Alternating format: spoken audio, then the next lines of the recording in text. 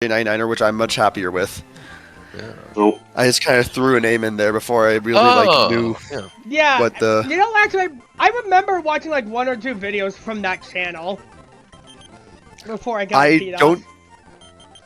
I don't believe you. Good, because I'm clearly lying. I would hope that none of you guys have watched what used to be on that channel. Yeah, no, I I have never heard of that name ever. I just wanted to see how you would react to that. To me saying I watched it before. I can't believe in like less than 2 weeks, the fucking A-Press meme is gonna be like 8 years old. Oh god. Yep. And people still reference it. I don't get it. Why is that? Why of all the memes that still persist is that the one? It's not even that much, so probably an exaggeration because we're but I don't get it. I think my belief is that because people see me and they take that as an excuse to like my mere existence to a lot of people is a sign that this meme still is worth keeping alive. Like the fact that I exist, like I am the lifeblood of that meme, and so my existence is enough to prompt a response even if I didn't ask for it. So we have I mean, outside of that though. Because most people are like, oh well, if you don't want to be referenced of the meme, then you shouldn't be named after the person who was in the video. And I'm just like, I came up with the name TJ Henry Yoshi before that video came out. Fuck off. That is such a stupid fucking. What? Of course you should name yourself Orange Yoshi. It's just that simple. To be fair, you should rename your channel to Orange to be fair, that is a straw man argument I am creating in my head. I have not ever actually had that conversation with someone, but I think that's the logic there. Is that people see that, they think, oh, that's the name from the A-Press video, and if it really annoyed you, you'd change it. Like, no. That was my identity before that, and to change it now would be the coward's way out, and I'm not doing that. Well, no. Here's the thing, though. I have even in 2023 on 2 separate occasions in some like Reddit threads that hit r/all. I have seen some people still mention the fucking A-Press meme. I mean, to be fair, it is kind of the #1 standout example of just the stubborn nature of speedrunners and tassers. Yeah, oh God, that's like I don't know if there's another like the only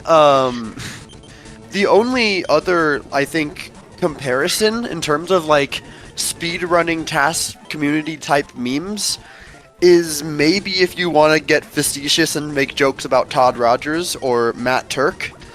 Otherwise, it is. Otherwise, I think the A-Press memes stick out because of just the sheer insanity of Pan and Koek. I just thought of unlike most speedrunning scenarios, in the case of Pan and Koek, there is a clear antagonist in me. Oh god. Whether that was intentional or otherwise. There's one other meme I can think of with like, you know, in terms of like the tenacity of speedrunners. I put it in like the VC channel text. It's like the end it's the Geometry Dash like N Pesta video where he goes like, "Oh my god." TJ. I hate this particular stupidest idea for a speedrun meme. It's just like Hell's Kitchen. Oh my gosh! I think I know. Hell's Kitchen speedrun to get yelled at by Chef Ramsay. It'll just be like, let's see how fast. Let's see how fast people can get. Let's see how fast the contestants get yelled at Gordon Ramsay. I wonder who has the speedrun. I wonder who has the record. TJ, I want to say one thing. It's so funny hearing people say like Pan's name because it's still funny to me because it's, you know, actually a Dutch word, and then saying people in an American way, it's so fucking funny to me. It's like surreal. Yeah, pannenkoek. It's so surreal to me. It's fine, by the way. Don't worry. It's really I like it. It's funny, but it's so surreal. So because I know it, but then I'm suddenly reminded of it, you know.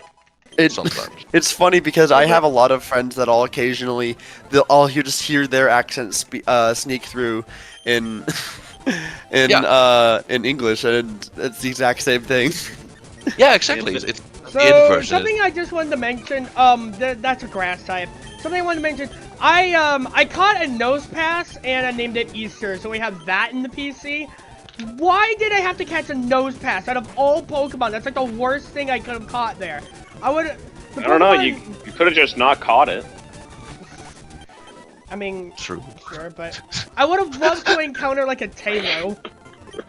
I mean, to be fair, and those times doesn't even evolve in this, so it's probably just gonna be like Death Water. But you know, I mean, Kirb, I would argue, What? Canon Coac is much more fun to say, especially the Coac part. It is. I'll be real. The first time I just heard it, it didn't even register because it's such a different pronunciation and it sounded like a different word, which is a cool word. But knowing what it is, I cannot agree. But if I wasn't aware, I would have agreed. Get what I mean? What even is it? Oh, it's like a Dutch word for pancakes. Pancakes. Yeah, that makes sense. That is honestly, super fucking when you said Yeah. Pannenkoek, that was my assumption that it was like. I didn't assume it was like pancake, but I assumed it was like, I don't know, some kind of Dutch waffle.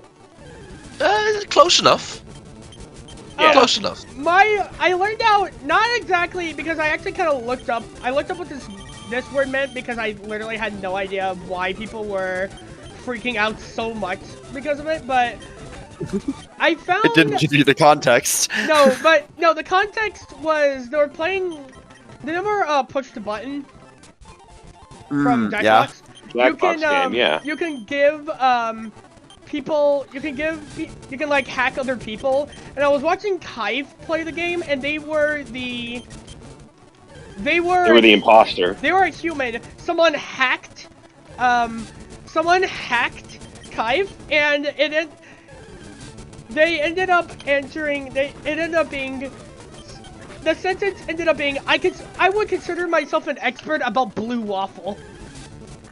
Oh, that's And an entirely different and thing. they just died. They got the weirdest thing that looked up online. And Yeah, they that's fucking died when they saw it. That's like one of those that's like one of those like buzzwords that people throw around just for shock value. They kind of like feel like when you kind of you thing. can't like when you're asked like what's the weirdest thing you know, you have to lie. You can never answer truthfully because I feel like like the weirdest thing you've ever known is like I feel like it's gonna be some like completely insane shit that just weirds people out, like blue waffle. Or whatever it is. Isn't that like a vaginal yeast infection or something? It's a vagina infection. I guess it depends on the type of Wait, I didn't think you actually the... asked that. Never mind, I'm fucking stupid. It really depends on your definition of weird, I feel like. Yeah. I know, this group has like it's like one of those groups that it's like they have their own content house, but instead of a house, it's an office. And they're one of the only YouTubers I've seen of this that actually are successful in this. Instead of just fall out. They're also some of the more sexual people in history. I mean, as a VTuber fan, I'm not sure I'm not sure I believe this. Okay, it was really weird because what ended up happening for a while is, there was like, I think like one or two of the members of the group are VTubers that used to be PNG tubers. Okay. Sort of. Well, or they had a PNG tuber icon. There was one member in particular that was extremely camera shy. And then they went to literally having a VTuber model to them showing their face in every single video they made past then. So it's like, okay, that's random. Sure. Good for them, I suppose.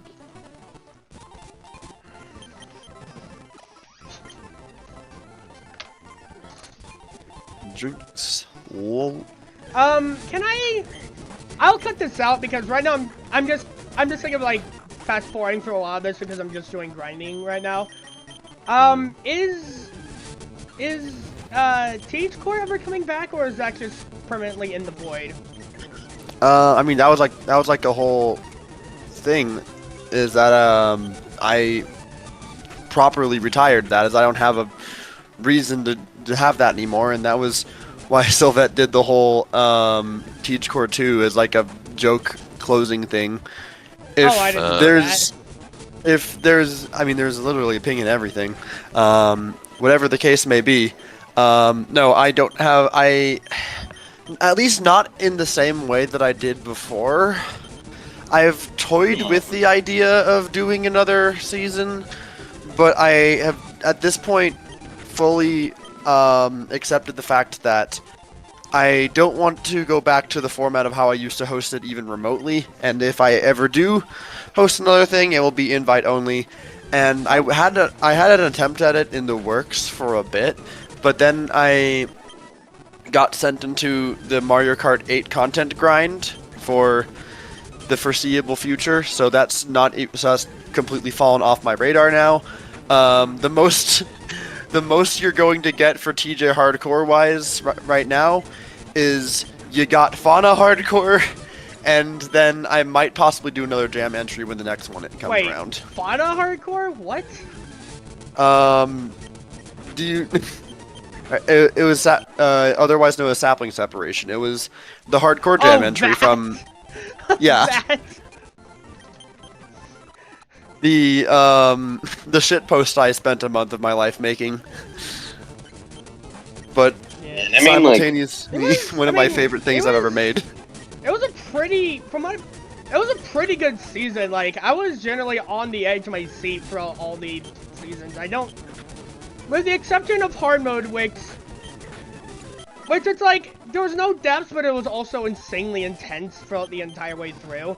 I don't think there was much of like a point where it kind of dragged on. I mean, yeah, I thought I paced it pretty well. The only thing is, hard mode's kind of like one of those. The hard mode didn't have. Oh, like, you're talking about the Terraria one. Yeah. Oh well, yeah. I mean, I can't really talk much on that because that was entirely Sylvette's hands, and I barely even was involved in it beyond, like, that might as well have been Sylvette's season for real. Yeah, I've actually found out why the season didn't have portraits, and the reason was fucking stupid. But it was funny though. I mean, it was entirely because that season started as what I just wanted to be a casual, just for the heck of it. But then this was Sylvette's first hardcore. She wanted to edit it, but she didn't know the conventions of editing hardcores, so she did it her own way. Oh wow. Well, hey, a casual turned into a regular hardcore. That's nice. Like, it was very much a case of, like, we went into that session like. This was also back in the era where I just kind of said, if something's good, then yeah, we'll keep it. Otherwise, if it's good, then like maybe I'll consider doing something with it. I didn't think the casual that we had was nearly fun enough to really make anything out of. But Sylvette was like, all right, so when are we editing this? I'm like, huh, what? That wasn't like that. That wasn't anything really interesting at all. And it's just like fuck you. I'm still going. I'd still edit it. And I was just like, all right. I'll call your bluff, fucking do it. And then she fucking did. I'll call your bluff, like she was bluffing. I mean, yes, because like this was literally like one of if not the first time she ever even was exposed to the hardcore format. And I was just like, there's no way that she actually understands the undertaking that she would be doing by editing an entire hardcore season out of something like this, and then she just fucking did it. Tita, you're saying I'm saying it like, yes, that's true, but also it's Sylvette. I don't think they bluff. To be fair, this was before I knew much about Sylvette. Fair enough, I suppose. With the knowledge I have of her in modern day, I wouldn't make that mistake a second time. But in this case, I was still... The most I knew about Sylvette was that she would commit to a lot of really dumb bits, So let and me that get was this about straight. as... Let me get I this didn't have straight. any idea of her work ethic at that time. So let me get also, this. what? Can I say one thing, by the way, TJ? Like, I don't need to be annoying, but Sylvette's pronouns are they them right now. Ah, I keep forgetting that. Thank you for reminding me. No problem. Sorry, go ahead. So let me get this straight. The reason why Teens Core that season came out was because of you trying to call someone's bluff. I wouldn't say it's exactly that, because it was less so me calling her bluff and more so being indifferent, like partially thinking that she would never actually like get past the editing phases of editing a whole hardcore, because God knows I had tried several times up to that point. Yeah. If you wanna be dramatic about it, it's because of defiance. Possibly, whatever the case may be.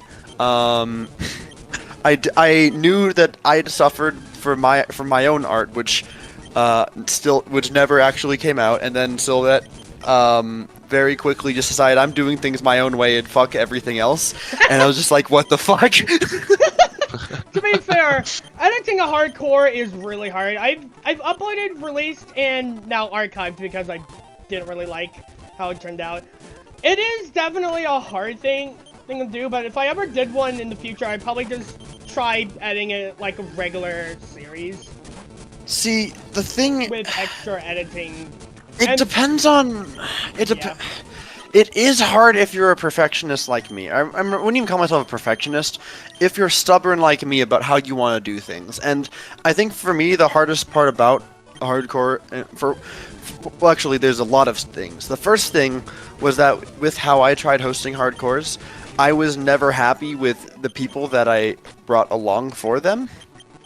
Oh. I never felt like I had a good system for that. I didn't have an even remotely good system for picking out casts. It was just literally first come first serve, and for me, that just didn't make it a fun experience most of the time. But even outside of that, if the miracle came about that somehow I liked being around everyone who was there, which was not very often, that's the problem with having first come first serve. Did you not even like know some of the people that you invited?